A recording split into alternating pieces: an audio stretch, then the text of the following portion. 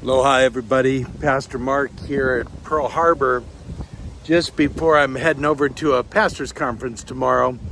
Every time I come here, as you can see, the anchor that was recovered from the Arizona, and you have all these different emotions that kind of flood through your mind when you read the word dedicated to those who made the ultimate sacrifice.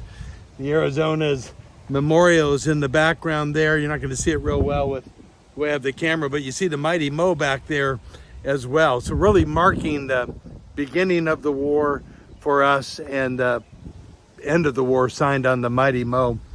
I always come back to these words of Jesus whenever I'm at these kind of remembrance locations, and that is simply the very fact that he says anyone who would be willing to lay down their life for the sake of another really represents the kingdom of God.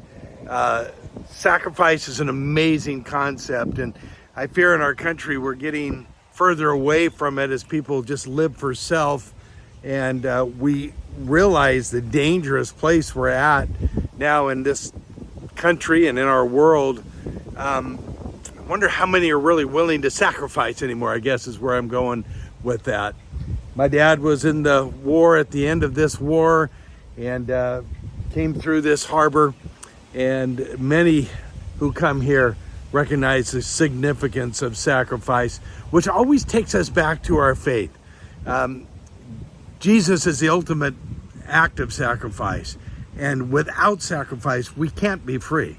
We just simply cannot be free. And yet he calls for us to live sacrificial lives.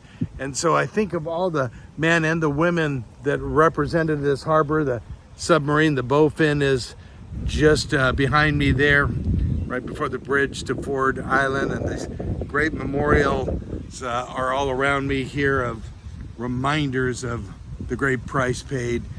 But sacrifice is something that I don't want to take lightly, especially when I honor those who have done it for my sake. So perhaps as you're watching this, it might be appropriate to stop and thank the Lord for your freedom, for our freedom.